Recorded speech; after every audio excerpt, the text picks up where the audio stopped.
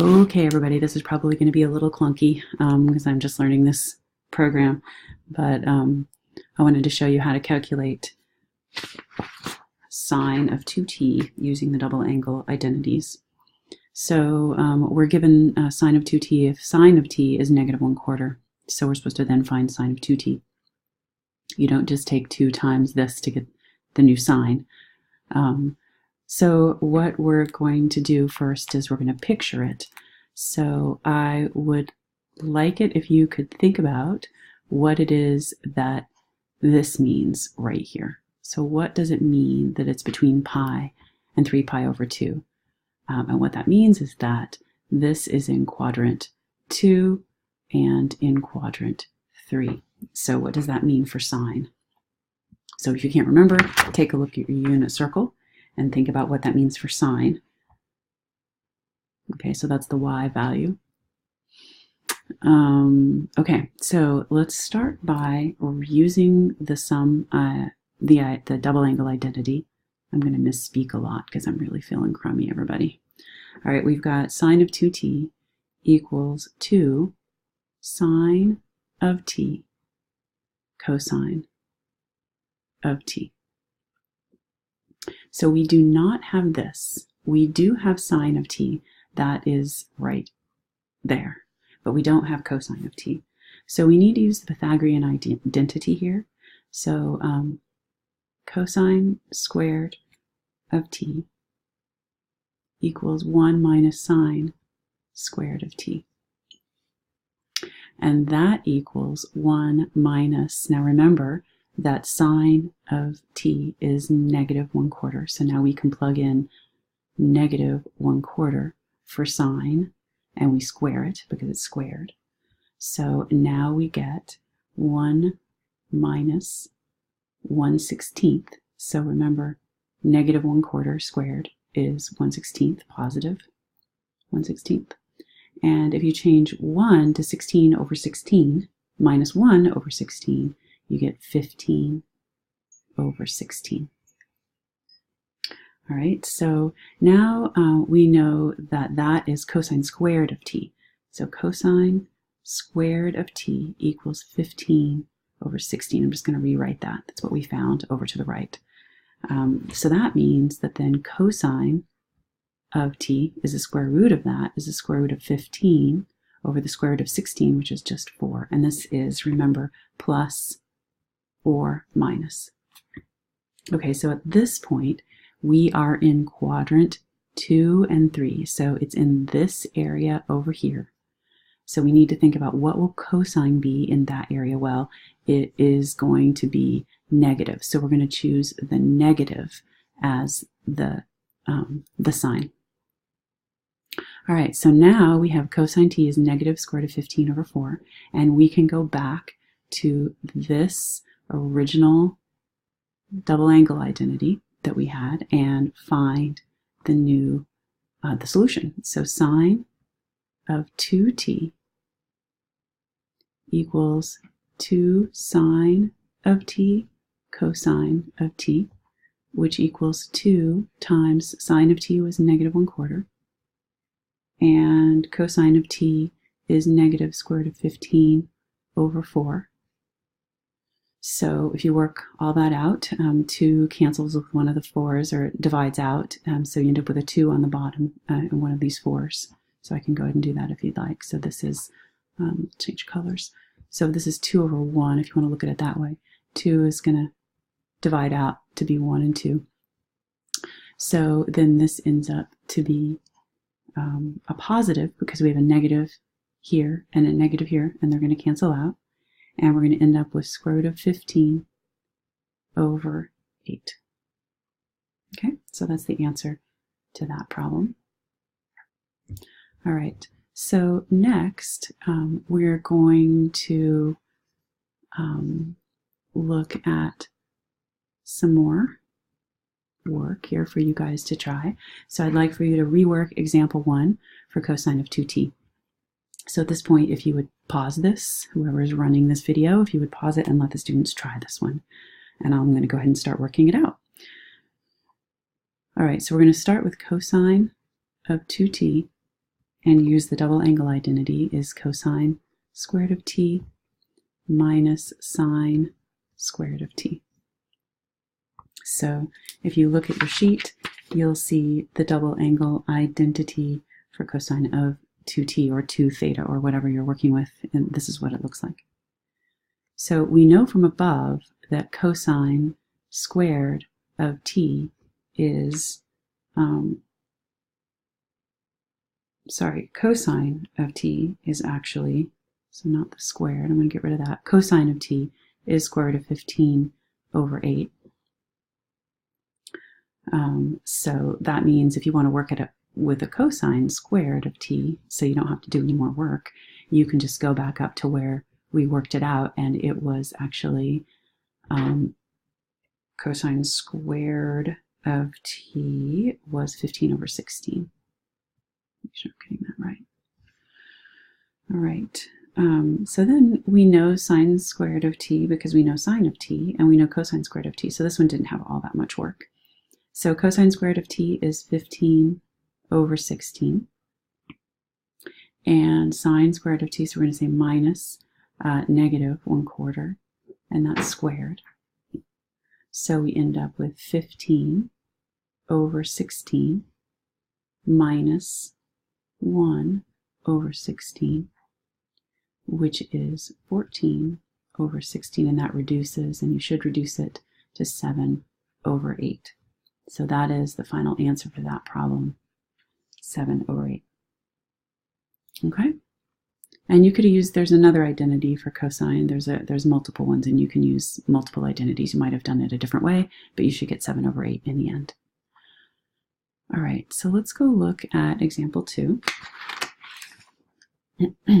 So in this one, we're using the power reducing identities. You're going to want to look for those power reducing identities on your sheet. And I do believe that you had to add those. So make sure you look for the handwritten ones. All right, so in this problem we have f of x is cosine to the 4th of x. And as you may imagine, there are no to the 4ths that we've been working with. So cosine to the 4th, remember, simplifies or factors to be cosine squared times cosine squared, just like anything else. If we had x to the 4th or y to the 4th, it would be y squared times y squared, or so forth. Okay, so now I'm going to go look at the power reducing identities and see what cosine squared equals. And cosine squared is 1 plus cosine 2x over the whole thing, over 2, times the same thing, 1 plus cosine 2x over 2. All right, so this one's a little bit complicated. I may not have left myself enough space here. But we end up with, you want to basically FOIL the top, and you get 1 plus 2 cosine 2x plus cosine squared of 2x, all over, you're going to take the 2 times the 2, because these two are multiplied together.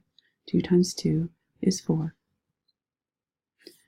All right, so we need to deal with this cosine, sorry I didn't write it very well, but cosine squared of 2x. So I'm going to write that in green down here and just do it separately so we don't have to keep rewriting everything else. So right now what I'm going to do is work on the cosine squared of 2x. And that is, we're just going to do the power reducing for that one, 1 plus cosine 2x over 2. And we're going to try to reduce that. So, oops, I miswrote that. Hang on. Erase this. Isn't that nifty? So I get 1 cosine 2 of 2x. Okay, so we're dealing with the power reducing and the fact that there's a 2x in here. So we're having to work on that and keep the 2x as an x right here. So if you look at the power reducing, it's 2 times x, but x is actually 2x, so I had to put a 2x in here. So we get 1 plus cosine 4x over 2. So this is the same thing as 1/2. This is just another way to write this, but I want to show you how to do it. 1/2 times 1 plus cosine 4x. So remember, when you have something over a number, it's the same thing as multiplying it times 1 over that number. So because this is over 2, it's the same thing as multiplying all of this times 1/2. So I have repeated that right over here. Okay, times 1/2. All right, stop there if you're confused and think about that, because this is not getting any less complicated. All right, now we need to take this and put it in right there. So we end up with 1 plus 2 cosine 2x plus 1 plus cosine 4x, and the whole thing is over, oops, sorry, I forgot a 1/2. So complicated. There's a 1/2 in front of that. I'm going to erase that, and I'm going to go back and fix it because it's easy to do, and I want to make sure you guys can see what's happening here. All right, so I needed to, because of this circle right here, I missed it. This is really, this whole thing is what I need to put down in here, because this is cosine squared of 2x. So I need to put in 1/2 times 1 plus cosine 4x. And there's about a gazillion ways to do all this, you guys. So this is all over 4 still. So I just took this one up here and put in the one in green inside for cosine squared of 2x, and now I have all of this. All right, so remember, we're trying to get rid of the powers so that there's no, everything is to the first power. Okay. Okay, so we could kind of stop here, but we're not really done. So we need to take this 4 and put it, okay, sorry, I just got interrupted. I need to take this 4 and divide every single term by the 4, and so that I can get rid of this big fraction. So 1 divided by 4 is the first term, and that is 1/4. And then the next term is 2 cosine 2x divided by 4, which is just 1/2 cosine 2x. And then the next term is 1/2 times this whole thing. So 1/2 divided by 4 is 1/8. So we're going to get 1/8 times 1 plus cosine 4x. Okay, so still not done because we need to distribute this across these two things and simplify. So we end up with 1/4 plus 1/2 cosine 2x plus 1/8 times 1 is 1/8. These are right here, and now 1/8 times cosine 4x plus 1/8 cosine 4x.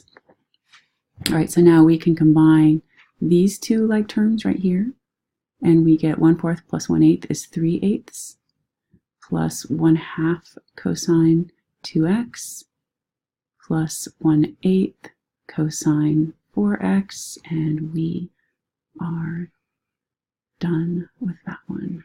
It's hard to make straight lines on this thing. All right. So now you guys can try the next one, which is express sine to the 4th of x in terms of constants and cosines functions raised to the first power. So I'm going to let you pause that and work on it, and then come back and I will work it for you. All right, so we've got, the first thing we need to do is say sine to the 4th of x equals sine squared x times sine squared x. And we get, you want to look at your power reducing formulas and the identities, and you're going to get, for sine squared x, you get 1 minus cosine 2x over 2 times the same thing, 1 minus cosine 2x over 2. And that equals 1 minus, so I'm just foiling it now, 2 cosine 2x plus cosine squared of 2x all over 4, because you multiply the 2 and the 2. These are multiplied, remember, not added. Okay, so we already had worked out cosine squared 2x. You didn't need to do it again. So you end up getting 1 minus 2 cosine 2x plus, now remember up here in green, we have 1/2 times 1 plus cosine 4x, and that's what I'm going to put in here. 1/2 times 1 plus cosine 4x. So that's all from before, and it's still all over 4. You didn't have to do that yucky part. All right, so now we just need to expand and simplify.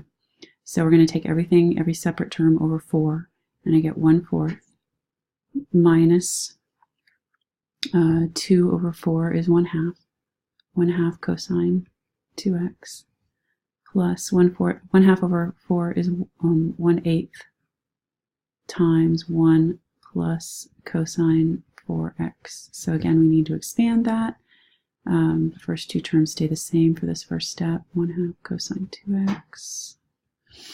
And I'm going to just distribute the 1/8 across these two things, and I get 1/8 plus 1/8 cosine 4x.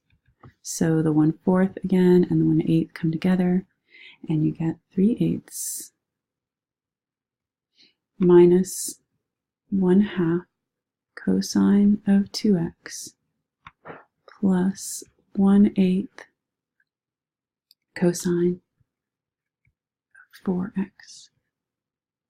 So that looks really similar to what we had up above, if you haven't noticed. So if you take a look at this, you can see that the only difference between this one up here and this one down here is, if I'm looking at it right, is this one and this one. Okay, for this next problem, this is example 3, we're going to use half angle identities to find exact values. So you're going to want to look at your half angle identities that are on your sheet in the top right corner. And then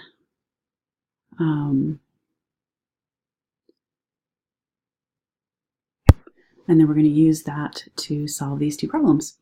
All right, so as you can see, you're going to want to use your unit circle. So grab your unit circle and have it in front of you.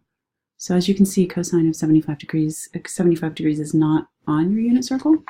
So, but we want to look at the fact that it is in quadrant 1. So everything is going to be positive. So remember that as we work on this. So let's start with cosine of 75 degrees equals, we're using half angle identities now, so we're going to do cosine of 150 degrees over 2, and 150 is on your unit circle. 150 degrees is 5 pi over 6. So this is going to be plus or minus, using the half angle identities. X is 150 now, so this is x right here, 150 degrees is x. So plus or minus 1 plus cosine of 150 all over 2. The whole thing is underneath this square root sign. So cosine of 150, if you look at your unit circle, try to find what that is. And you're going to get plus or minus 1 plus negative square root of 3 over 2. Oh, and the whole thing over 2. So we need to combine all this. So I'm going to do that in green. I'm going to do the top part, just the 1 plus square root of 3 over 2 in green right over here. So 1 is 2 over 2. And we're going to add that, or subtract basically, square root of 3 over 2. So we end up with 2 minus the square root of 3 over 2. So remember, you don't want to leave fractions in fractions. I saw that on the test a few times. Never have fractions in fractions, never have decimals in fractions. Fractions should be just a number on top and a number on the bottom, and preferably not a radical on the bottom. So now we're going to take all of this and put it in for what's on the top. So we get the square root of 2 minus the square root of 3 over 2, the whole thing over 2. So this was this over here. I just replaced all of this. All right, so if you combine that, you actually get square root of, never mind, I'm going to do this over here. So let me erase that because this is going to take up a little bit too much space. All right, so here we have, I'll try to scoot this back over.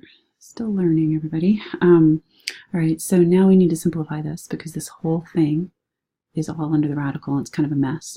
So when we have something over 2 over 2, it's the same thing as over 4.